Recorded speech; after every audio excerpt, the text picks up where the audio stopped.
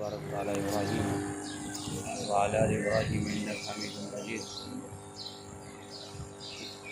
يا رب صل وسلم دائما أبدا على حبيبك خير الخلق كلهم. الحمد لله الذي لم يتخذ ولدا ولم يكن له شريك في الملك ولم يكن له ولي من الذل وكبره تكبيرا.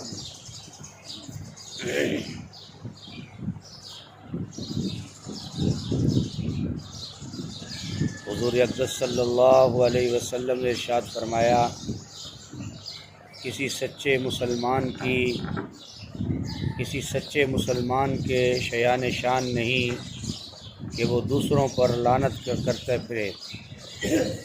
حضور اقدس صلی اللہ علیہ وسلم نے ارشاد فرمایا، کسی سچے مسلمان کی شیان شان نہیں کہ وہ دوسروں پر لعنت کرتا پھرے. حضور اقدس صلی اللہ علیہ وسلم نے ارشاد فرمایا، کسی سچے مسلمان کی شیان شان یہ نہیں کہ وہ دوسروں پر لعنت کرتا پھرے. یعنی یہ مسلمان کی شان کے خلاف ہے کہ وہ کسی پر لعنت کرے، جو ہے یہ کرنا بھی اس کی شان کے خلاف ہے مسلمان کے. حضور صلی اللہ علیہ وسلم نے ارشاد فرمایا، جو شخص اپنے آپ کو پاک صاف سمجھتے ہوئے یہ کہے کہ لوگ تباہ ہو گئے، یعنی اعمال بد میں مبتلا ہیں، تو وہ شخص ان عام لوگوں سے زیادہ تباہ حال ہے. حضور صلی اللہ علیہ وسلم نے ارشاد فرمایا، جو شخص اپنے آپ کو پاک صاف سمجھتے ہوئے یہ کہے کہ لوگ تباہ ہو گئے، یعنی اعمال بد میں مبتلا ہیں، تو وہ شخص ان عام لوگوں سے زیادہ تباہ حال ہے. امام مسلم نے اس روایت کو نقل کیا ہے. حضور صلی اللہ علیہ وسلم نے ارشاد فرمایا، جو شخص اپنے آپ کو پاک صاف سمجھتے ہوئے یہ کہے کہ لوگ تباہ ہو گئے، یعنی اعمال بد میں مبتلا ہیں، تو وہ شخص ان عام لوگوں سے زیادہ تباہ حال ہے. میرے محترم دوستوں اور بزرگوں، اس حدیث مبارکہ میں حضور صلی اللہ علیہ وسلم نے ایمان والے لوگوں کو سمجھایا ہے کہ وہ عام مسلمانوں کے لیے کس طرح کا تبصرہ کرنا جائز ہے اور کس طرح کا جائز نہیں. فرمایا، جو آدمی اپنے آپ کو بڑا سمجھتا ہے اعمال کے اعتبار سے، عبادت کے اعتبار سے یا مال کے اعتبار سے، تو شریعت نے اس کی نفی کی ہے. ایک آدمی نماز پڑھتا ہے، ذکر کرتا ہے، تلاوت کرتا ہے، اعمال اچھے کرتا ہے، اور اپنے من میں بہت اوپر چڑھا ہوا ہے کہ بس میں تو بڑا صاف ستھرا ہوں، اعمال کے اندر ہوں، اور باقی سارے لوگ گناہ گار ہیں اور گناہوں میں مبتلا ہیں، اعمال بد میں ہیں. فرمایا، اپنے آپ کو بڑا سمجھتے ہوئے دوسروں کو بد عمل سمجھتا ہے، تو اللہ کے نبی صلی اللہ علیہ وسلم نے فرما دیا کہ دراصل یہ خود جو ہے بہت بڑی بدعمالی کے اندر مبتلا ہے. یعنی اپنے آپ کو کسی بھی حوالے سے بڑا سمجھنا شریعت کی نگاہ میں یہ بہت بڑا گناہ ہے. تو میرے محترم دوستوں اور بزرگوں، انسان کو کسی بھی حوالے سے اترانا، بڑا پن ظاہر کرنا یہ جائز نہیں. تو حضور صلی اللہ علیہ وسلم نے فرمایا کہ جو آدمی لوگوں پر یہ تبصرے کرتا ہے، یعنی اگر وہ اپنے آپ کو دیندار سمجھتا ہے، اپنے آپ کو بزرگ سمجھتا ہے اور دوسروں کو بدعمل سمجھتا ہے، تو اللہ کے نبی نے اس کے لیے فرمایا کہ اس کے اعمال اللہ کے ہاں اچھے نہیں ہیں. اس لیے کہ دوسروں پر اس طرح کا تبصرہ کرنا اور دوسروں کو اپنی نیت میں بدعمل سمجھنا یہ اس کے لیے جائز نہیں ہے.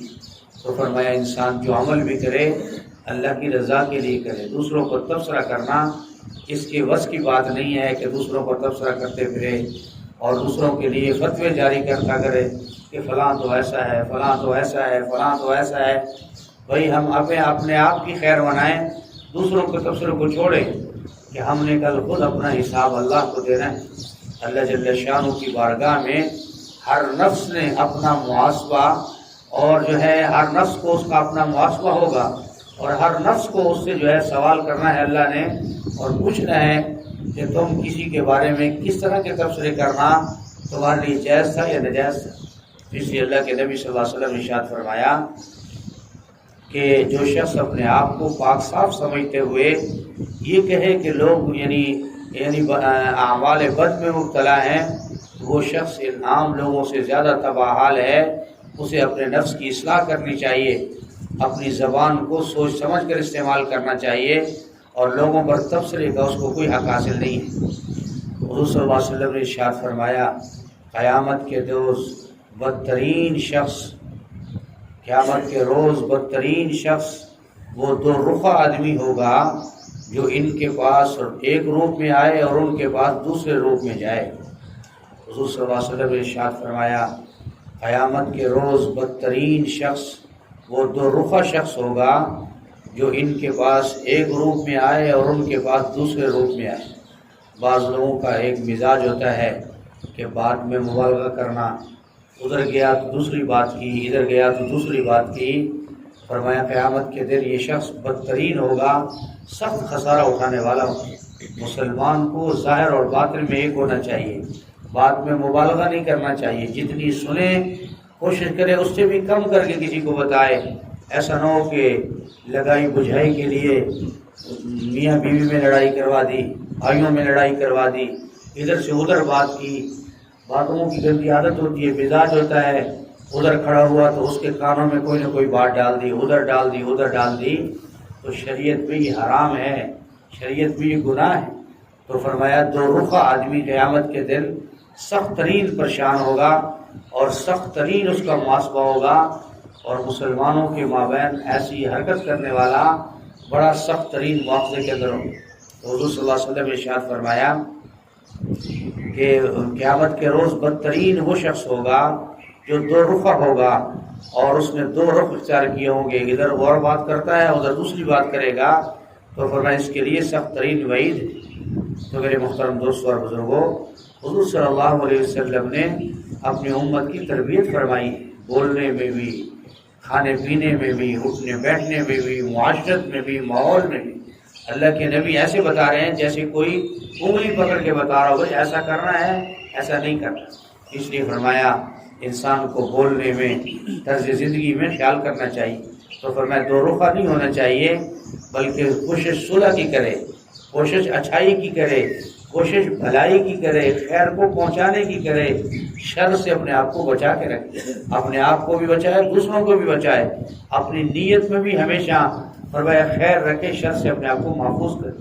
اس لیے فرمایا قیامت کے دن بدترین شخص وہ ہوگا جو دو رخا ہوگا اور ایک دوسروں کو اور باتیں کرنے والا اور اپنے رخ کو تبدیل کرنے والا۔ حضور صلی اللہ علیہ وسلم نے ارشاد فرمایا افسوس ہے اس شخص پر جو جھوٹی باتیں کر کے جھوٹی باتیں کرے تاکہ لوگ ہنسیں، افسوس ہے اس پر، افسوس ہے اس پر، افسوس ہے اس پر۔ حضور صلی اللہ علیہ وسلم نے فرمایا کہ افسوس ہے اس شخص پر جو جھوٹی باتیں کر کے جھوٹی باتیں کرے تاکہ لوگ ہنسیں، اور افسوس ہے اس پر، افسوس اس پر۔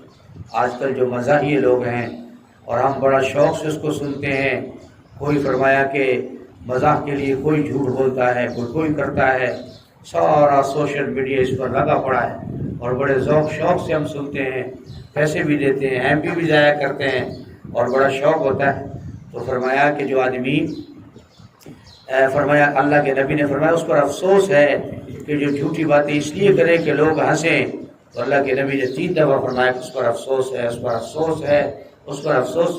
تو فرمایا کہ کسی کو ہنسانے کے لیے مزاحیہ کے طور پر جھوٹی بات کہنا یہ جائز نہیں۔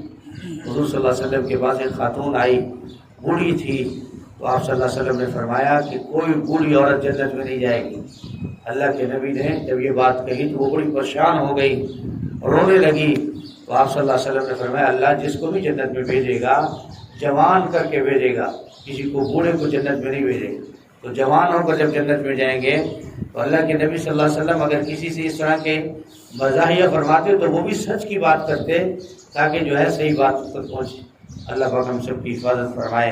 اللہ پاک ہمیں جو حضور صلی اللہ علیہ وسلم کی حدیث مبارکہ ہم سنتے ہیں